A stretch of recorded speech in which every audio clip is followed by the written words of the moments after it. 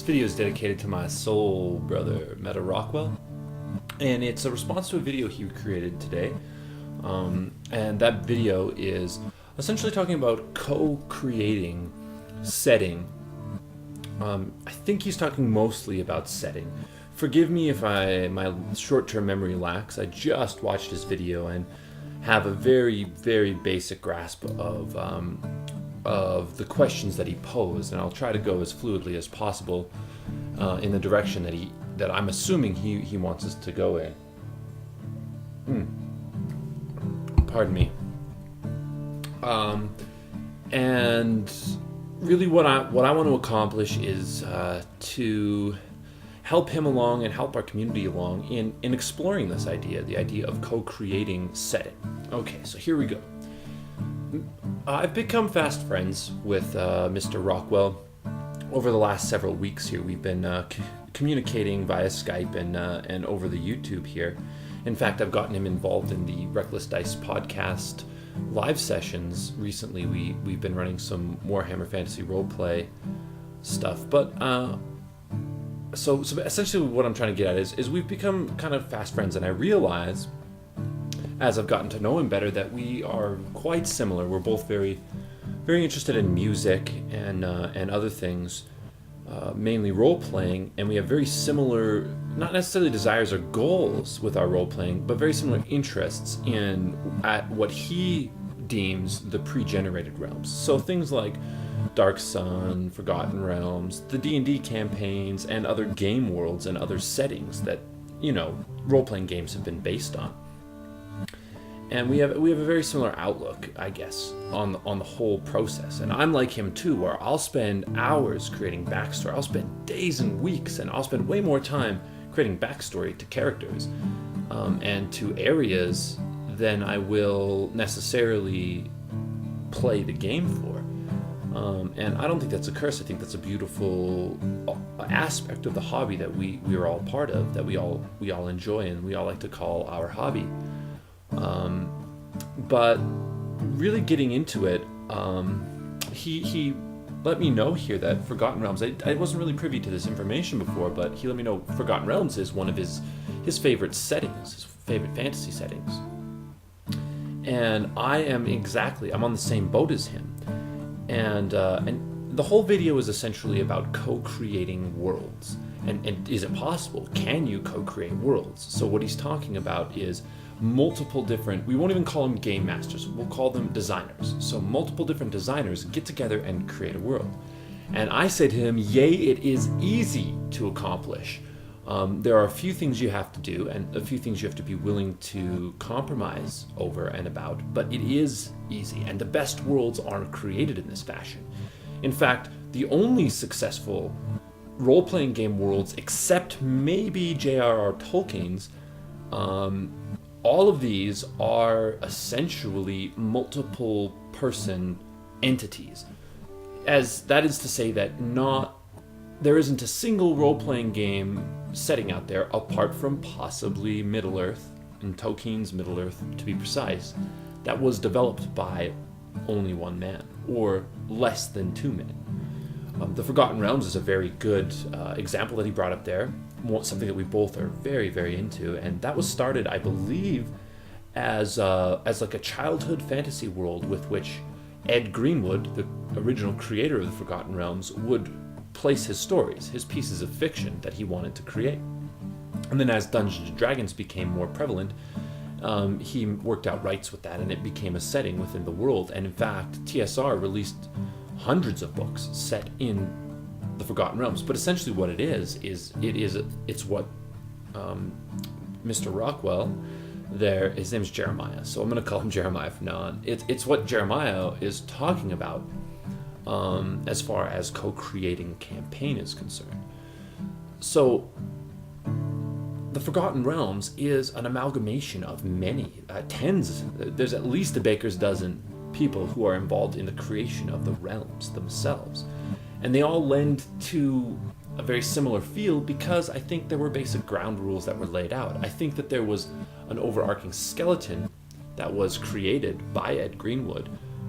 So the feel was there. the generic or the general high fantasy feel of it was there, but all these other areas, as Tim would put it, the different hexes were actually developed by other writers and other designers. So with that in mind, and that's just one example. The Warhammer world's another great example, known as the Old World. It has been developed by dozens of people as well. So really, I think the most effective way of creating game setting and engaging game setting that appeals to multiple groups of people, or multiple mindsets and multiple gamers and multiple readers, the best game settings are created by a confederation of similarly like-minded individuals, but with differing enough viewpoints and tastes to, cover the gamut to please Paul Tovia, the founder of Reckless Dice, to please that group of people, the overarching, never-ending desire plane of role players. Everybody wants something different. Some people want lots of pieces of this, a little bits of this. Some people want none of that and all of this, and so on and so forth. So I think the only way you can create an effective game world, a setting, is to do it with multiple people. And I think we have the capability to do it ourselves. I think the only thing holding us back from actually getting a stable together online through Skype and map tools or a variety of other mediums we can use, I think the only thing holding us back is a common system. Now, I agree with you, Jeremiah, in saying that my favorite things that have ever happened in role-playing games were all developed by us. Not every role-playing game that I've played has been set in a pre-generated world. In fact, I worked for about a year, grade 10 to grade 11, with a very, very good friend of mine. I'll call him Samson for privacy's sake. Samson and I, we worked together from grade 10 to grade 11 on building not just a mechanic system, but a setting. And I was more so involved in the setting, developing the religion, developing the caste system, developing the politics and stuff like that. But it was a really, really, really ambitious project, and we maybe developed 8% of the world and maybe 50% of the setting, or the system. But I forayed into that, and the play tests of the mechanics within that setting were some of the most fond, or are some of the most fond memories I have of role-playing. And I do believe that it is completely within our capability as a community of getting together and developing our own setting, our own game world. The problem lies in, like I said previously, a common mechanical system. Now, we may be able to remedy this. Sean is talking about trying to develop a retro system. Something very simplistic, I think, because I do believe the majority of us, not to say everybody, but the majority of us who are involved in this RPG community prefer story to mechanics. I like all aspects of role-playing, but I do much prefer the story aspect to the mechanical aspect. So I think a simple system, something that affords for easy remote play, would be the best way of going about this. But I think setting in and of itself is great. Now, if you were talking about if all you're talking about it necessarily, Jeremiah, is sitting down together and creating a cohesive campaign, instead of, like you were saying, you play 6 sessions and then this character that you've put a lot of effort and thought into is just gone, the way of the dodo, written into the history of your role-playing game experience. But if that's the case, if you don't want to experience that anymore, and what you actually want to experience is a chance to flesh a character out fully and play this overarching campaign that goes forever, and you really focus on one player, I do think it is in our best interest to actually choose a setting as a group and build within that setting, because then there's a ton of pre-made backdrop with which we can go to help create story. Whereas everything else will be loose and will not afford well for meshing unless we all sit down beforehand and come up with a consensus decision on what the general feel of the setting is going to be. Obviously, you have to afford for creativity and uniqueness. However, there has to be commonality in order for it to be believable and to not fall apart like you were discussing. So that being said, if that's your desire to have that experience, we could do that. And it is my intention to start doing games over Skype. A bit of it will be recorded for the Reckless Dice podcast, but for the most part, I just want to play games. And I desire to drive a story like that via Skype, to find a group and to commit them to a living, breathing campaign, a campaign in which their decisions completely affect the overall outcome of the world, how history flows. So that's my goal, and if you're still on board to play Jeremiah, then please feel free. You can even use the excellent character Ramelzi Bivik if you want, because this game will be set in the Warhammer world. Once again, I do that more so for ease's sake. It's easier for me to go back and read all the myriad of backstory and create a more believable world than it is for me to spend a bunch of time creating setting. I have made multiple forays at creating setting. I have the workings of at least 3 different settings. I also have the workings of areas of Faerun that I wanted to create myself. And that's something that I would like to get into much later down the road in my role-playing game video spree here.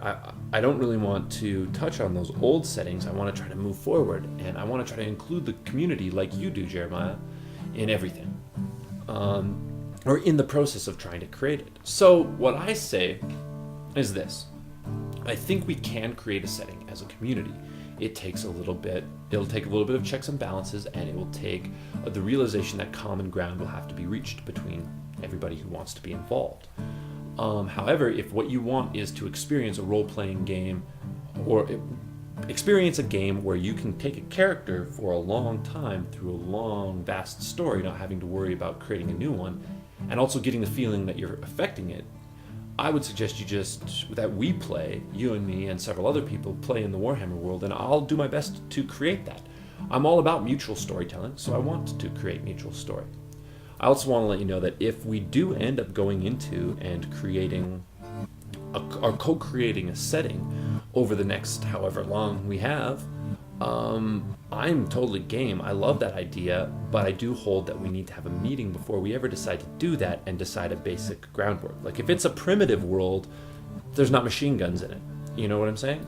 If it's a divinely inspired world, maybe there's no arcane magic. Maybe magic only flows from what are perceived to be the gods. We could discuss this stuff at length, and I want to be relatively brief here. So that's essentially what I'm trying to put forward to you, is that we can create and co-create setting. In fact, it's the best way to go about it, in my opinion. And not only can we co-create setting, we can experience a living, breathing world if we all work together within a pre-made setting. So, and back really quickly to the whole Forgotten Realms thing. Forgotten Realms is an excellent setting. It's wonderful and fantastic. And I think the reason that in the 80s, settings like that and the one-off adventures became really popular is it's the fact that game mastering is very difficult. It is a job in and of itself. You're essentially taking on a part-time job when you dedicate yourself to being a game master.